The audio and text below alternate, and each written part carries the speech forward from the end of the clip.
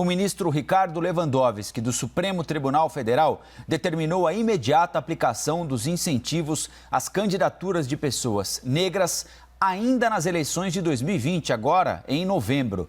Pela regra, a divisão do fundo eleitoral e do tempo de rádio e televisão deve ser equilibrada entre candidaturas brancas e negras. E com este assunto, começa agora o grande debate de hoje. Participam comigo os advogados Tiago Anastácio e Gisele Soares. Tiago, Gisele, cotas raciais diminuem a desigualdade na política? Começo com a Gisele. Bom dia, Gisele. Bom dia. Todas essas políticas afirmativas são, sim, muito importantes para que se avance na sociedade, que atinjamos, em algum momento ideal, a verdadeira igualdade, a verdadeira equidade.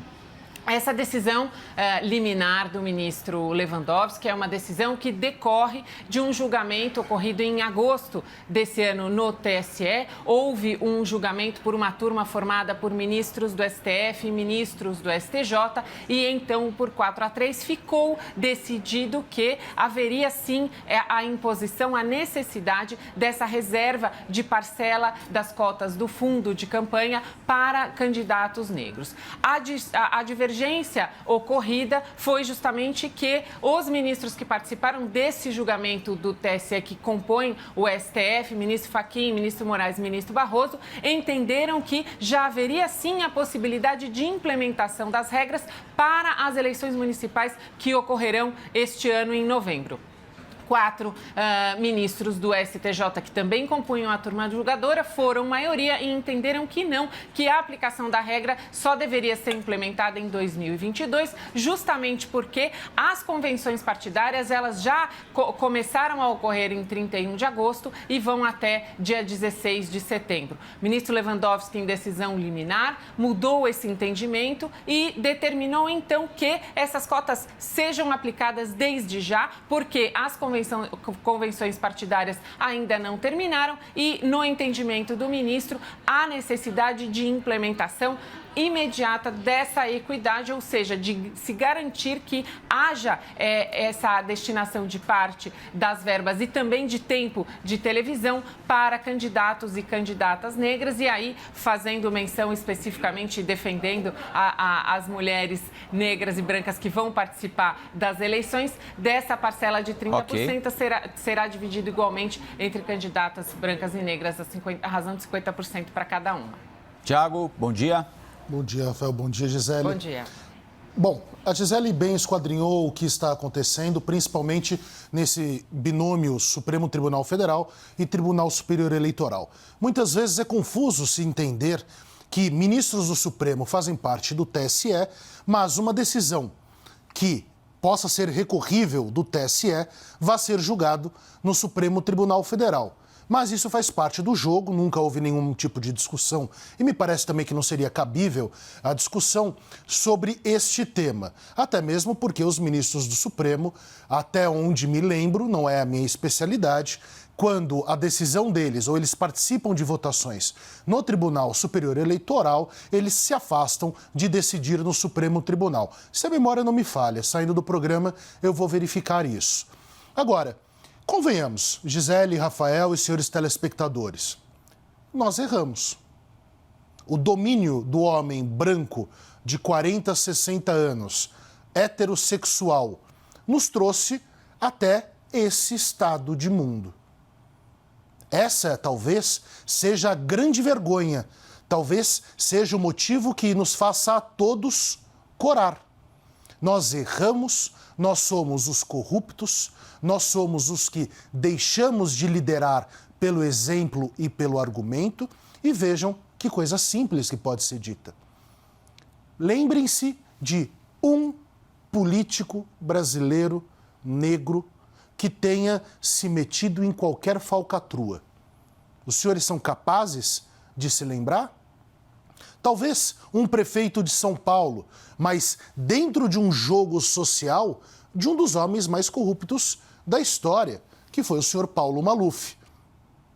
Vejam só, quem são os grandes nomes nas profissões que são mulheres, que são negras, que são mulheres e negras? Nós estamos hoje vivendo um momento político muitíssimo interessante, que é um momento de cisão com uma história de infâmia. E que nós estamos, sim, importando muitas dessas lutas, mas que são lutas boas. Essas, de fato, devem ser importadas. Eu acho que ninguém aqui discorda que há uma subrepresentação dos negros em todos os setores de atividade e a política é um deles. Agora, o estabelecimento de cotas na política, por exemplo, a oferta de candidatos e candidatas negras aos eleitores, muda esse panorama agora nas eleições de 15 de novembro, Gisele? Precisa mudar o panorama, não só com relação à minoria de negros, mas também com relação ao problema de minorias, também de representação feminina, também de representações indígenas. Então, há uma série de minorias que precisam se valer, sim, dessas políticas afirmativas para que haja uma representação mais plural. Não vejo com tanta dificuldade assim como colocam os partidos políticos de se implementar essa regra já para essas novas eleições. Essas novas eleições que ganham mais esse desafio, porque são eleições realmente que vivem esse momento muito atípico, porque serão conduzidas no meio de uma pandemia, porque há já todas essas dificuldades, até mesmo de se decidir se faria ou não a eleição, se os eleitores seriam ou não obrigados a comparecer para, então, manifestarem os seus votos presencialmente, já que temos todas essas políticas de distanciamento. Aí, Tiago, fica justamente a colocação do Rafael com relação às cotas. Qual é o melhor critério para criarmos cotas e políticas afirmativas que efetivamente reflitam em ações positivas de empoderamento dessas pessoas e dessas minorias? A discussão começou lá na educação com aquela política de cotas e aí lá na educação das universidades há uma grande discussão justamente se as cotas raciais ou se a cota social, ou seja, da condição social dos estudantes, seria o melhor critério. Aqui, na Justiça Eleitoral, essa regra dos 30% para candidaturas negras, ela vem de um fundamento de uma advocacia anterior das mulheres. Então, houve essa exigência de 30% também de candidaturas femininas. Isso depois foi convertido em lei e agora, então, serviu como fundamento, como base inspiradora, aquela situação de garantia de 30% de candidaturas femininas para candidaturas negras. O que nós temos que tomar cuidado é que há sempre uma grande resistência a essas mudanças que são mudanças tão disruptivas. Então, há essa ruptura com a situação atual para uma situação nova e é absolutamente natural que haja uma grande resistência desse chamado establishment, ou seja, da situação colocada. É isso que me preocupa. Na questão das mulheres, já houve uma certa subversão, um certo mau uso desses 30%. Houve, inclusive, acusações de desvios, então haveria a distribuição dos 30% para candidatas mulheres e depois a devolução ou o uso desse dinheiro de volta não efetivamente para as campanhas femininas, que isso não aconteça agora que fizemos esse avanço, então, também para garantir aos candidatos e candidatas negras que sejam também, que recebam também essa parcela de 30%. Tiago, a Gisele põe um ponto interessante aí, né? Tem a cota para as mulheres não se sentiram estimuladas a preencher essas cotas por alguma razão em determinado momento, elas continuam subrepresentadas, sejam nas prefeituras, nos governos estaduais, no Senado, na Câmara Federal. Como fazer para que alguma coisa não aconteça com candidaturas que vão estabelecer as cotas raciais agora, para que isso não seja usado pelos caciques dos partidos aí para, por exemplo, produzir candidaturas laranjas? Sim. Candidaturas laranjas, não existe nada de laranja no Brasil, Rafael. Ninguém lava dinheiro por laranjas, candidaturas nunca são fantasmas, de jeito nenhum. Isso daí é coisa da nossa cabeça, não é verdade? A Gisele traz alguns pontos e recortes que são importantes. Há uma discussão sobre se as cotas deveriam incidir sobre a desigualdade social, ou seja, por pessoas quase que hipossuficientes, de poderio econômico muito baixo, ou para os negros. O ponto é, há um problema histórico dos dois lados. E esse problema histórico se confunde na maior parte das vezes. Nós sabemos muito bem qual é a origem da pobreza e da desigualdade dentro do urbanismo, que é desde a soltura dos escravos, da libertação dos escravos com a Lei Áurea, e nenhuma política de manutenção, de criação de um mínimo para essas pessoas que foram soltas. Ao longo do tempo, e nós estamos falando aqui de mais de um século, bem mais de um século já, quase um século e meio, nós temos a história brasileira totalmente permeada pela não desigualdade, pelo afastamento do negro no debate público. E mais do que do debate público, das possibilidades de inserção na vida social a ponto de serem relevantes para o debate público. E o maior exemplo dessa grande abobrinha histórica, desse crime que nós cometemos contra os negros, porque os crimes dos brancos contra os negros não foi apenas a escravidão, foi a manutenção dos negros sem voz, colocando o negro como a figura mais odiosa da sociedade. Querem um exemplo disso? Deem um pulinho nos cárceres. 90% é de negros. E aí, vocês olhem o que acontece nas grandes empresas. Não há um grande diretor de banco que seja conhecido, eles existem, mas que seja relevante a ponto de conhecermos politicamente que seja negro. Nós não temos um jurista relevante no Brasil hoje que seja negro. Digo jurista, não um ex-ministro como o ministro Joaquim Barbosa, que foi muito bem colocado no Supremo Tribunal Federal por ser negro. Porque isso insere, e aí vou ao tema, a abertura da possibilidade e o exemplo faz com que o jovem se anime, faz com que o jovem olhe e fale, eu posso. Vamos ver, vejam só o debate público, como agora está permeado de grandes pensadores negros no Brasil. Nós estávamos antes acostumados a falar sobre quem? Sobre o reverendo King nos Estados Unidos, sobre o presidente Obama, que chegou à presidência dos Estados Unidos sendo negro, contra o establishment americano. Hoje no Brasil nós temos muita gente já para citar, e essa caminhada é curta, essa caminhada precisa ser incentivada. Os partidos políticos vão ter problemas? O problema é dos partidos. Como que eles não pensaram nisso até agora? Como que, por exemplo, partidos progressistas não tinham incentivado as lideranças negras, os pensadores negros, os negros que lutam em suas comunidades ou seios sociais, eu falo dos de baixa renda, para entrarem na política. Então me parece fundamental, Rafael, é mais ou menos como um calço que se coloca na porta. Essa porta vai ficar aberta, porque senão ela vai ser fechada e aí ninguém mais entra. Gisele? Eu acho que a gente tem que abrir e abrir mais ainda essa porta, Thiago, e aproveitar esse debate, não só dessa questão das minorias negras, mas também para as outras minorias. Veja, as mulheres também adquiriram o direito ao voto mais recentemente, as mulheres também ingressaram mais tardiamente na política, contam com essa lei que é absolutamente recente para, então, que se garantam as candidaturas femininas e ainda assim há uma representação muito aquém do que poderia ser reconhecido como equânime ou como igualitário. E assim também outras minorias precisam ser representadas. E aí eu concordo com você que precisam ser representadas especificamente na política. Por quê? Porque é lá que se fazem as leis protetivas, é lá que se farão as leis que garantirão cada vez mais essa igualdade. Então, é importante sim que se garanta, que se reconheça essa questão histórica com relação aos negros, mas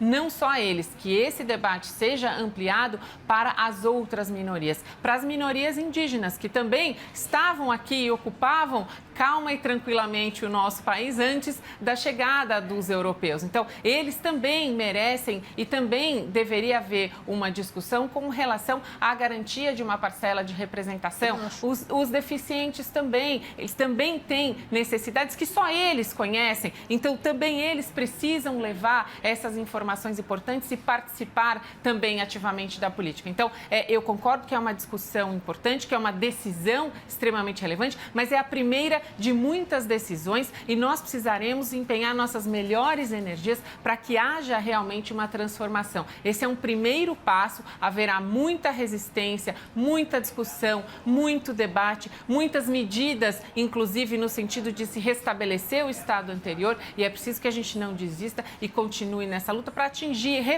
realmente uma democracia. Eu sempre falo que o Brasil é uma democracia muito jovem que nós estamos aprendendo. E está aí hoje uma lição importante. Vamos dar mais um passo importante para chegar nessa democracia ideal.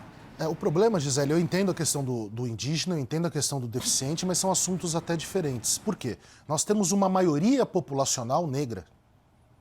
Esse é o grande ponto que coloco aqui, que me parece consonante com o que o ministro Lewandowski decidiu ontem. Inclusive, parabéns ao ministro Lewandowski pela decisão. Por quê? Nós temos mais de 50% de negros no Brasil, ou de negros ou de descendentes de negros. Negros ou pardos, negros né? ou pardos. Sempre há essa eu particularmente, eu tenho horror dessa relação a expressão negros ou pardo. pardos. Né? Eu acho que existe uma miscigenação lindíssima. É por isso que o nosso povo é considerado um povo tão bonito, um povo tão forte, um povo tão apto. Todo ao redor do mundo sabe disso. Infelizmente, o nosso negro só é conhecido fora como? Pelas suas habilidades atléticas. Intelectualmente ainda não se chegou, como em outros países, já se conseguiu o reconhecimento do intelectual negro, do negro pensador, do negro que é empresário. Por quê? Nós não temos no Brasil. Mas ainda seguem numa luta terrível. né, Thiago? Gisele, você imagina que essa nova cultura, e aqui não me importa se são progressistas ou conservadores, nós estamos vendo gente brasileira fazendo discursos com a bandeira dos confederados nas costas. O que são os confederados? Foi a insurgência do sul norte-americano, que nós sabemos que é muito mais racista do que o norte-americano, foi a insurgência desses estados contra a discussão da libertação dos escravos, da influência de Espanha àquela época. Por quê? Porque a Espanha queria e tinha interesses no sul-americano, nos plantios, e qualquer possibilidade de libertação dos escravos àquela época geraria o quê? Prejuízos à Espanha, prejuízos aos estados agricultores. E nós estamos louvando confederados. Vejam o nível de escassez mental, ética, moral, ou seja, as comportamentais públicas. A bandeira dos confederados hoje é louvada no Brasil. E vejam só, nós somos os últimos a libertar os escravos. Os negros americanos sofreram barbaridades. Você imagina, Gisele, que quando meu pai era vivo, seu pai... Nem sei se seu pai é vivo, Gisele. Sim. Ah, sim. Ele nos assiste todo dia. Meu pai vivo, quando meu pai já era vivo, meu pai era adolescente, um negro não podia usar o mesmo bebedor que um branco nos Estados Unidos. Vejam só a barbaridade que se vive e essa internacionalização, aí a parte ruim da globalização, nós estamos nos conectando também com a estupidez. Nós estamos vendo templos da cultura afro-brasileira, templos do candomblé, terreiros de Umbanda, sendo violentamente atacados, principalmente no Rio de Janeiro. Uma cultura linda, uma cultura que nos gerou a música, que é um dos outros poucos fatores que fazem os negros ascenderem, infelizmente. Eu não conheço, Gisele, alguém que tenha visto ou tenha no seu cotidiano o negro naquelas fotos que saem nas colunas sociais. Okay. Se não for jogador de futebol ou artista. Eu não conheço o grande empresário negro. Vocês conseguem lembrar um nome de um grande empresário negro no Brasil? Não tem. Eu não posso dizer agora o nome de um juiz negro no Brasil. Tirando o Joaquim Barbosa, que foi alçado ao Supremo por causa disso. Eu não sei o nome, tirando o Silvio Almeida, mas esse é um caso à parte. Né? Esse rapaz é um sonho que aconteceu no Brasil. Me lembro até de Cazuza falando de Cartola, né? Cartola não existiu, Cartola foi um sonho que a gente teve. Tirando o Silvio e tirando o Tiago Amparo, que são dois jovens, brilhantes pensadores do direito no Brasil, quem que nós temos? Gisele, você acha que as cotas vão aumentar o número de representantes negros nos legislativos municipais, dos prefeitos negros eleitos agora nesta eleição? Sem dúvida nenhuma, irão aumentar.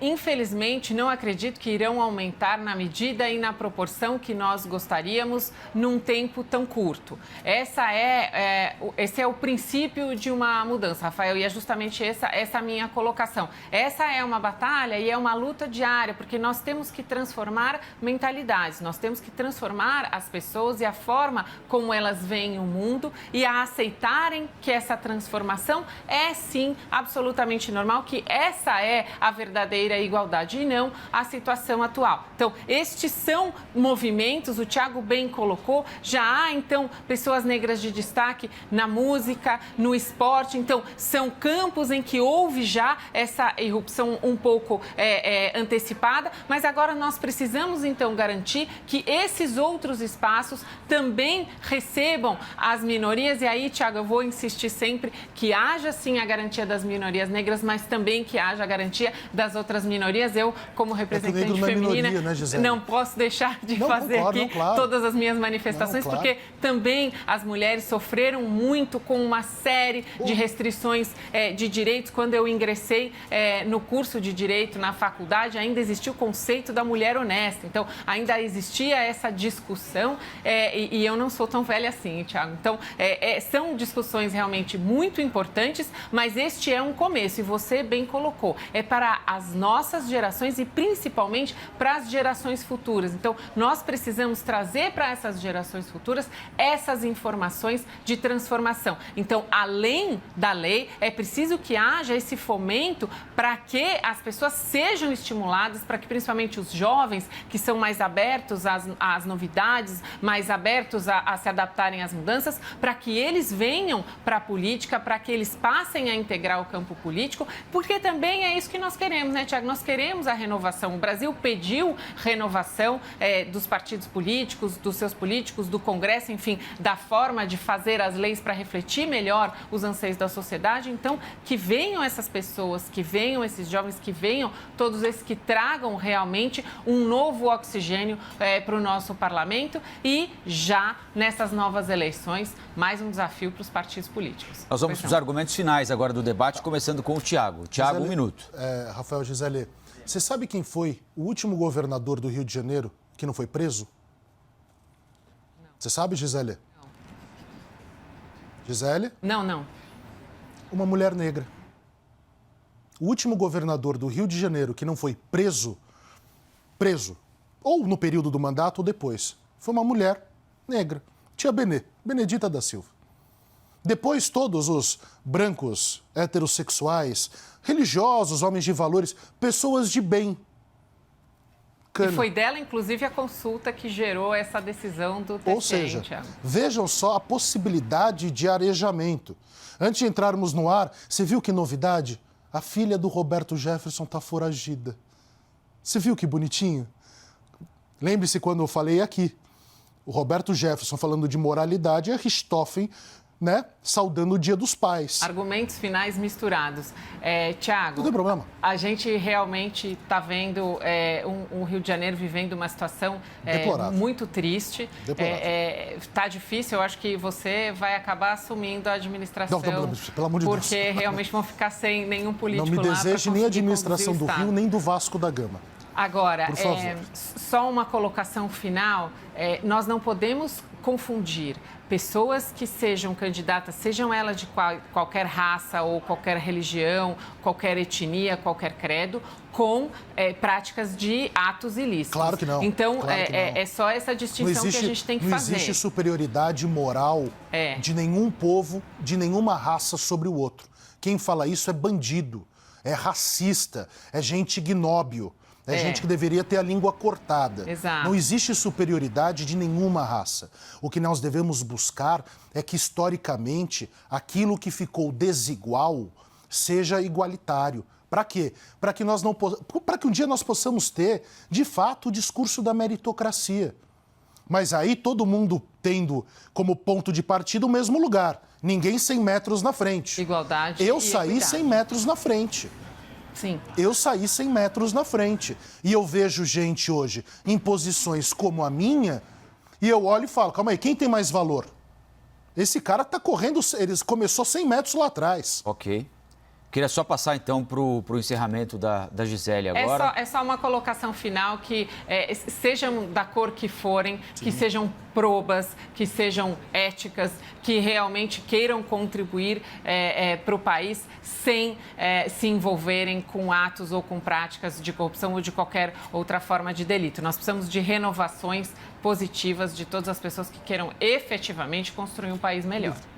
Gisele e Thiago, muito obrigado pelo debate, hein? E Obrigada. bom final de semana para vocês. Bom final de semana. Eu lembro que todas as edições do Grande Debate estão disponíveis na íntegra no nosso site cnnbrasil.com.br, no nosso canal oficial do YouTube e também em formato podcast em todas as plataformas de áudio.